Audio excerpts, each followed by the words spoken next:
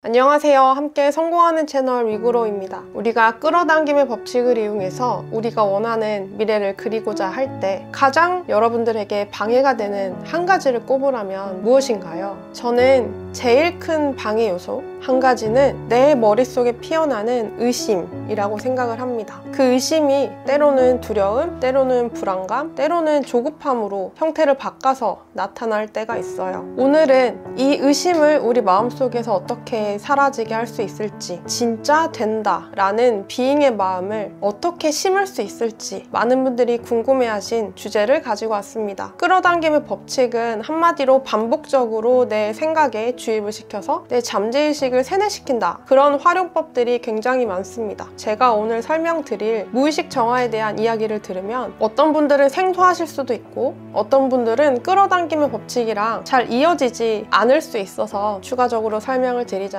끌어당김의 법칙, 우리가 원하는 방향으로 내 미래를 만들어 가기 위해서 이 법칙을 사용할 때 우리 머릿속에 있는 주된 생각이란 것이 완전히 의식과 무의식 다 통틀어서 내가 원하는 생각이어야 된다라고 설명을 드렸습니다. 내 머릿속에 의심이 있을 때 확언을 하던 심상화를 해서 반복적으로 그 의심을 바꿔주는 작업을 해도 끌어당김의 법칙 적용이 돼요. 그런데 이거는 각자의 무의식 상태에 따라서 끌어당김의 법칙이 어떤 분은 그러한 방식으로 적용이 될 수도 있고 어떤 분은 그러한 방식으로 했을 때 오히려 더 의심이 커지고 불안감이 커지고 두려움이 커져서 끌어당겨지지 않는 경우도 있단 말이에요. 오늘 제가 설명드릴 방법은 무의식 정화라는 방법입니다. 내가 의도적으로 나의 5%에서 10% 정도 되는 의식을 활용해서 나한테 반복해서 세뇌시키지 않아도 자동적으로 여러분들이 떠오르는 생각, 그 생각 자체가 주된 생각이 돼서 여러분들의 미래에 원하는 것들을 끌어당기게 해주는 도구를 알려드릴 거예요. 끌어당김의 법칙과 무의식 정화에 대한 부분을 분리시켜서 생각하지 마시고 우리가 끌어당김의 법칙을 이용해서 우리가 원하는 미래로 나아가고자 할 때 생기는 의심, 두려움, 불안을 이 무의식 정화라는 이 효자손 같은 도구로 제거를 해나간다. 그래서 이 끌어당김이 훨씬 더 잘 되게끔 나아갈 거다 라고 합쳐서 생각해 주시면 여러분들에게 더 도움이 되실 거라 생각을 합니다. 저는 무의식 정화를 어떤 식으로 하고 있냐면 내 마음을 내가 알아차려 주는 것, 알아차림과 거울 명상, 이렇게 두 가지를 하고 있습니다. 거울 명상에 대한 부분은 와칭의 저자 김상훈 님이 만드신 방법인데 제가 해봤던 무의식 정화 중에서 가장 편하게 그리고 잘 무의식이 정화된 느낌이 들었어서 추천을 드립니다. 제가 어떤 식으로 하고 있는지 저희 구독자분들의 댓글에 있던 내용을 가져와서 설명을 드릴게요. 어떤 분이 이런 댓글을 주셨습니다. 너무 불안해서 미쳐버릴 것 같을 때 이 불안을 어떻게 해소해야 될지 모르겠다. 예를 들어볼게요. 여러분들이 음식을 너무 많이 먹어서 배가 너무 불러요. 배가 너무 불러서 미쳐버릴 것 같습니다. 그러면 여러분들은 어떻게 해결을 하실 건가요? 일단 뭐 소화제도 먹어보고 사이다도 먹어보겠죠. 근데 근본적인 원인, 내 뱃속에 있는 음식 양 자체는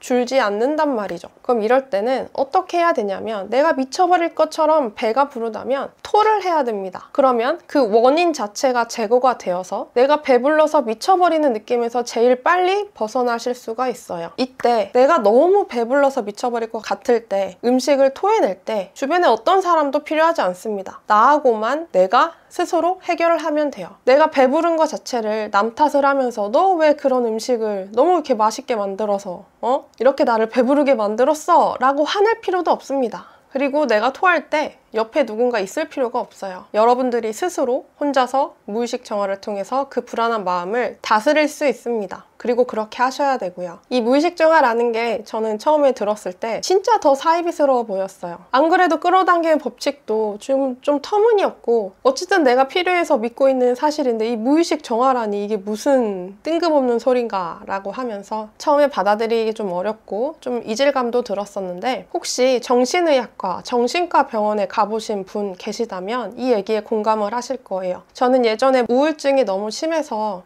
정신과를 다닌 적이 있습니다. 우울증 약도 먹고 상담도 받고요. 그 상담할 때 어떤 이야기를 주로 하냐면 내 과거에 대한, 내 과거 상처에 대한 이야기를 주로 해요. 이 무의식 정화라는 말이, 이 단어 자체가 굉장히 내가 처음 들어보는 생소한 것이어서 이상해 보일 뿐이지, 우리가 믿고 있는 의학, 이 정신의학과에서 이미 적용을 시켜서 정신과 상담을 통해서 사람들의 마음을 치료할 때 그때 다 사용하는 방법입니다. 나의 과거를 돌아보고 그 과거의 상처를 지금의 내가 새로운 시야로 들여다봄으로써 그때 과거에 묶였던 상처들이 내 마음속에서 해결이 되고, 덩달아 현실에 있는 내 문제 자체도 해결하게끔 하는 정신과적 방법이에요. 차이점은 정신과 상담은 의사 선생님의 주도하에 하는 거고, 이 무의식 정화는 내가 집에서 혼자 셀프로 하는 방법입니다. 우리가 정신과 상담을 받기 돈도 많이 들고 시간도 들고 그렇게 쉽지 않잖아요. 여러분들이 이 방법을 스스로 꼭 깨우치셔서 여러분들의 무의식을, 여러분들의 마음을 자유롭게, 그리고 여러분들이 원하는 대로 풀어내고 편하게 인생을 사시면서 좋은 것들을, 내가 원하는 것들을 끌어당기시길 바랍니다. 다시 돌아가서 너무 불안해서 미칠 것 같을 때, 내가 너무 배불러서 미칠 것 같을 때와 똑같은 상황입니다. 토해내야 돼요. 그 불안한 감정을 토해내야 됩니다. 어떻게 토해낼 수 있냐면, 첫 번째, 나라는 사람을 나로 보는 것이 아니라 3인칭으로 보는 거예요. 남이 마치 나를 보듯이 내가 나를 남으로 보세요. 3인칭으로 보세요. 내가 마치 내 등 뒤에서 나라는 사람을 지켜보고 있는 또 다른 대상이다 라고 생각을 하시고, 내 등 뒤에 있는 원래 내가 지금 이러한 몸을 가지고 있는 나를 바라보고 있다 라고 시선을 이동시키세요. 무의식 정화를 할 때 내가 나로서 쳐다보는 것이 아닙니다. 내가 나로서 이 무의식을 쳐다보는 것이 아니에요. 여러분들은 여러분들 뒤에 있는 일종의 가상의 상상을 통해서 여러분들을 관찰하는 관찰자로 여러분들을 일단 바라보셔야 됩니다. 바라볼 때 두 번째, 이러한 질문을 해보는 거예요. 이 위그로우는 지금 왜 이렇게 불안할까? 얘는 지금 마음속에 뭐가 있을까? 이 불안한 이유는 무엇일까? 왜 그럴까? 위그로우는 왜 불안할까? 이 왜에 대한 이유를, 이 불안에 대한 이유를 외부 환경, 남에게서 찾는 것이 아니라 내 마음을 들여다보면서 내 마음속에 있는 이유를 찾으시는 겁니다. 그리고 세 번째, 찾아냈다고 가정해 볼게요. 그 불안함의 이유가 내가 버림당할까봐, 아니면 사랑받지 못할까봐 로서 오는 두려움 또는 불안이었다면, 세 번째는 인정해주는 겁니다. 아, 이 위그로우가 지금 사랑받지 못할까봐, 사람들에게 미움당할까봐 이렇게 불안에 떨고 있구나. 그렇구나. 인정해 주시는 거예요. 그리고 네 번째, 작은 손거울을 준비하셔서 손거울 속에 있는 나를 보면서 이 거울 속에 있는 나에게 이 불안함을 다 토해내세요. 다 토해내세요. 눈물이 나시다면 그 눈물을 참지 마시고 다 흘려내셔야 됩니다. 아까 첫 번째 주의사항은 그거였죠. 내가 나로서 이 거울 속에 있는 나를 쳐다보는 것이 아니라 내가 마치 내 등 뒤에서 가상의 인물이 되어서 나라는 이 신체를, 나라는 이 몸을 바라보고 있는 것처럼 관찰을 해야 된다. 거울을 볼 때도 동일합니다. 거울 속에 있는 나를 내가 아닌 다른 사람이 보는 것처럼 관찰해 주는 거예요. 내 마음속에 있는 불안감을 느껴주면서. 이때 그 불안감을 마주할 때 너무 두려워서 못하겠다 하시는 분들이 계십니다. 그런데 거울 속에서 상상하는 거잖아요. 실제로 그 일이 일어난 게 아닙니다. 내가 너무 불안해하는 그 일이, 그 걱정이 일어나지 않게 하기 위해서 거울 속에서 상상을 하는 거니까 절대 실제로 일어나는 진짜가 아니란 말이죠. 이 사실을 깨닫고 여러분들이 정말 걱정하는 그 일이 일어나기 원치 않으시다면 거울 속에 있는 나를 보고 그 감정들을 모두 토해내세요. 어떤 식으로 토해내는지 알려드릴게요. 저는 그렇게 합니다. 거울 속에 있는 나를 보면서 일단 초점을 조금 흐리게 해요. 저는 이 가운데를 좀 쳐다보고 하는 편입니다. 거울 속에 있는 내 눈을 똑바로 쳐다보고 하면 저는 조금 감정이입이 덜 되더라고요. 그래서 완전히 초점은 정확하게 맞추지 마시고 약간 흐릿하게, 약간 그런 눈으로 시선을 좀 흐리게 해서 일단 쳐다보세요. 그리고 얘한테 말해주는 거예요.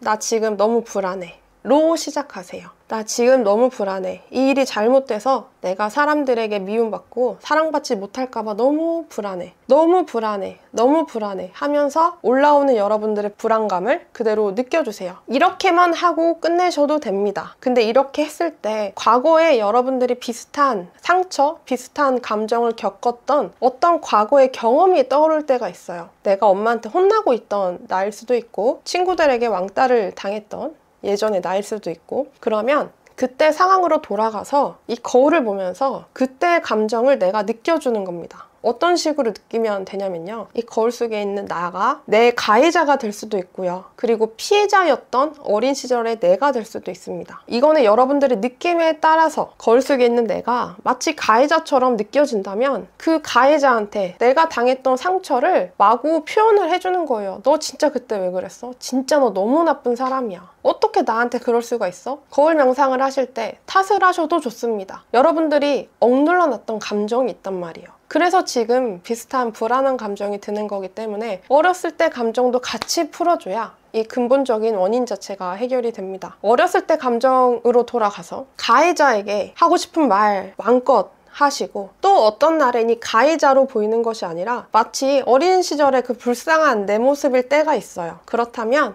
어린 시절의 나에게 지금의 내가 이야기를 해줘도 좋고, 아니면 마치 엄마가 어린 시절에 나한테 이야기를 하는 것처럼 말씀을 해주셔도 좋고요. 그런 식으로 감정이입을 하셔서 현재의 불안을 느끼고, 그리고 과거에 내가 비슷하게 느꼈던 감정이 떠오르시다면 그 불안함도 함께 느껴보시길 바랍니다. 이걸 언제까지 하시면 좋냐면요. 이런 이야기를 할 때 처음에는 되게 힘들고 눈물도 나고 너무 감정이 막 롤러코스터처럼 왔다 갔다 거려요. 그러다가 어느 순간 내가 괜찮아집니다. 이 불안감이 좀 잦아들거나, 그때 나를 상상했을 때 예전처럼 그렇게 불안하거나 슬프지 않은 감정으로 변화될 때가 있어요. 한마디로 괜찮아질 때까지 하세요. 내가 이 생각을 했을 때 내 감정이 괜찮아질 때까지. 그리고 무의식 정화를 할 때 중요한 사실 한 가지, 이건 제가 몰랐던, 그래서 무의식 정화에 더 심취했던 이유였는데, 여러분들이 무의식 정화를 할 때 꼭 아셔야 될 거는 내 감정 자체, 내 마음 자체를 완전히 잔잔한 바다처럼 만들 수는 없습니다. 잔잔한 바다처럼 만들 수 없어요.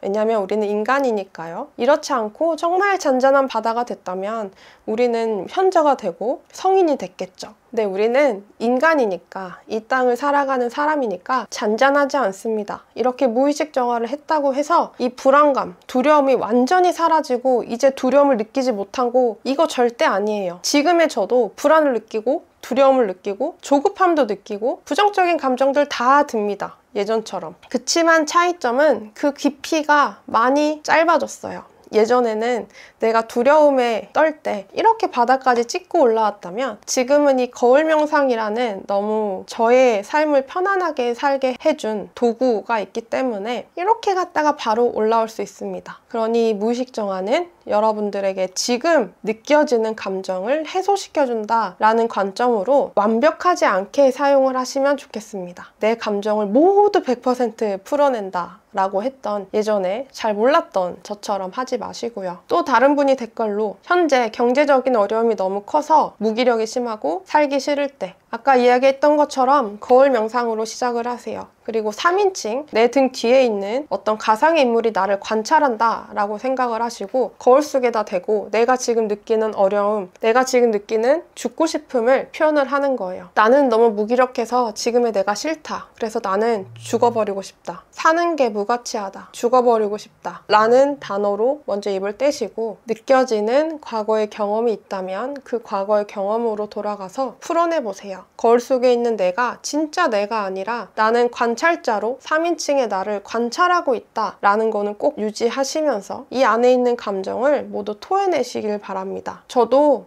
정말 무기력이 심했고 여러 번 살기 싫었던 적이 많았습니다. 그런데 살기 싫다, 내가 무기력하다 라는 소리의 다른 말, 또 다른 말은 나는 너무 잘 살고 싶다. 나는 너무 잘 살고 싶어서 지금의 내 모습을 받아들일 수 없다 라는 것과 같은 의미였던 것 같아요. 지금 내가 너무 살기 싫고 무기력하시다면 먼저 그 마음부터 내려놓으세요. 내가 나를 너무 사랑해서 내가 지금 이 꼬라지인 거를 보기 힘든 거예요. 그래서 나는 살기 싫은 거예요. 나는 내가 너무 좋고 내가 너무 사랑해서 내가 정말 잘 살고 부자가 됐으면 좋겠는데 지금 이 모양 이 꼴이어서 두 눈을 뜨고 바라볼 수가 없는 겁니다. 내가 나를 너무 사랑해서예요. 내가 나를 너무 사랑해서 잘 사는 걸 보기 원하는 마음에 거울 보시고 살기 싫다라고 감정을 쏟아내세요. 그리고 많이 우시고, 아, 내가 나를 너무 사랑해서 그렇구나. 내가 지금 이 모습인 거를 나를 사랑하는 내가 보기 힘들구나 라는 거를 알아주세요. 진짜 내 마음을 알아주세요. 경제적인 어려움이 있다면 지금 내가 돈이 없어서 너무 두렵다, 불안하다. 아무것도 못하는 내가 너무 싫다라는 걸로 그 물꼬를 터보시길 바랍니다. 어떤 분은 이런 댓글을 주셨습니다. 남편이랑 헤어지고 싶다. 남편의 이런 모습이 싫다. 이거는 이 안에 많은 의미가 담겨 있을 수 있는데 표면적으로만 놓고 봤을 때 제 의견은 그렇습니다. 남편의 모습 속에서 보이는 단점들이 내 안에 있는 것과 같아요. 내 안에도 이 같은 감정이 있기 때문에 남편을 보고 그러한 단점들이 보이는 겁니다. 남편이 가장의 책임을 다하지 않는다, 너무 무책임하다 라는 것이 단점이라면 반대로 내 안에는 이 무책임한 남편 때문에 내가 가정을 책임지기 싫은 마음이 들어있을 수 있습니다. 따지고 보면 두 개가 같은 마음이에요. 남편이랑 헤어지고 싶다라는 것은 남편에게서 보여지는 단점들이 거울이기 때문에 그 단점들을 보면 내 안에 비슷한 감정도 함께 올라오니까 이거를 견디기 힘들어서 떠나가고 싶은, 회피하고 싶은 의미일 수도 있습니다. 아닐 수도 있지만요. 먼저 여러분 마음속에 있는 남편의 단점에서 보이는 것부터 시작을 하셔도 됩니다. 거울 명상을 할 때 남편의 이런 모습이 너무 싫다. 남편이 그랬을 때 내가 이렇게 되는 게 너무 싫다. 나는 남편이 너무 싫다. 헤어지고 싶다. 너무 지금 힘들다. 라는 걸로 거울 명상으로 털어놔 보시고 3인칭 내가 되어서 관찰자가 되어서 나를 바라보면서 객관적으로 정말 나를 진단해 가세요. 내가 진짜 남편이 싫은가? 아니면 남편에게서 내 모습을 보기 싫어서 도망치고 싶은 건가? 이거를 여기서 여러분들이 정화를 하고 가셔야 또 같은 일이 반복이 되지 않습니다. 네, 여기서 그거를 피하고 회피하고 바라보지 않고 넘어가면 나중에 또 비슷한 상황이 생길 확률이 많습니다. 또 한 분은 아픈 어머니를 모시고 병원에 있는데 그 병동에 있는 수간호사 선생님 때문에 격한 감정을 갖고 계신 분도 있습니다. 짜증도 나고 왜 저렇게까지 하나 너무한 느낌이 들고 하신다고 댓글을 남겨주셨어요. 이 격한 마음은 왜 드는 걸까요? 마치 상대가 나를 무시했다 라는 느낌이 들어서일 것 같습니다. 상대방이 나를 무시했다. 그거를 바라보고 있는 나의 마음속은 어떤 감정이 숨어져 있을까요? 나도 내 의견을 이 사람에게 먹히게끔 해서 내가 옳다, 내가 너를 무시했다, 내가 더 우월하다 라는 느낌을 주게 하고 싶은 거예요.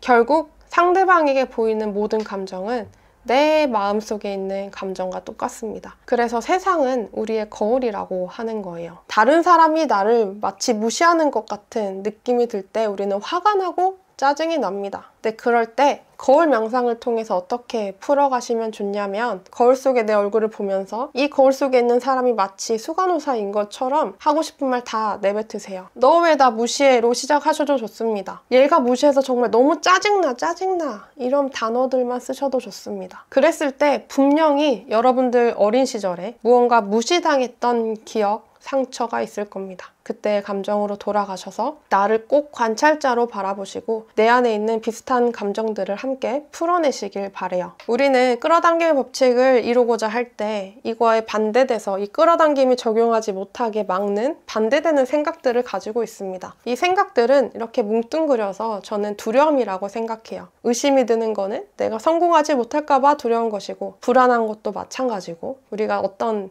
격한 감정이 드는 것 또한 두려움이 있기 때문입니다. 이 두려움의 저는 끝은, 이 두려움의 뿌리는 사랑의 결핍 때문에 생긴다고 생각을 해요. 여러분들이 갖고 있는 문제들 속에 깊이 들어가다 보면 결국에 남는 건 내가 사랑받지 못할까 봐 두려운 그거 하나가 남습니다. 내가 사람들에게 미움당할까 봐, 내가 사랑을 못 받을까 봐 두려움 때문에 이 모든 감정들이 피어난 거예요. 과거에 여러분들이 사랑의 결핍을 느꼈던, 사랑받지 못할까 봐 두려웠던 어린 시절의 나로 가세요. 그리고 우리들의 무의식 정화에 대한 키는 우리의 부모님, 그중에 엄마와 나눴던 경험들에서 대부분의 힌트와 키가 숨겨져 있습니다. 엄마에게 느꼈던 내가 사랑받지 못했던 결핍감, 사랑받지 못할까 봐 두려웠던 거, 내가 무시받았던 기억, 내가 엄마에게 미움당했던 기억 등등 어렸을 때 기억이 잘 나지 않는다면 엄마와의 기억 속에서 사랑의 결핍을 느꼈던 그런 어린 시절의 두려움으로 돌아가서 현재의 감정을 함께 풀어내 보시길 바랍니다. 끌어당김의 법칙은 잘하고 못하고 저는 없는 것 같아요. 왜냐하면 중력의 법칙이 이미 모든 사람에게 동일하게 적용되는 것처럼 끌어당김의 법칙도 본인이 인지하고 있는지 아닌지의 차이일 뿐이지, 끌어당김의 법칙은 모든 사람들이 이미 다 사용을 하고 있는 거라 생각을 합니다. 그런데 우리는 이 끌어당김의 법칙을 알게 되어서 내 주된 생각을 바꿔나가고자 합니다.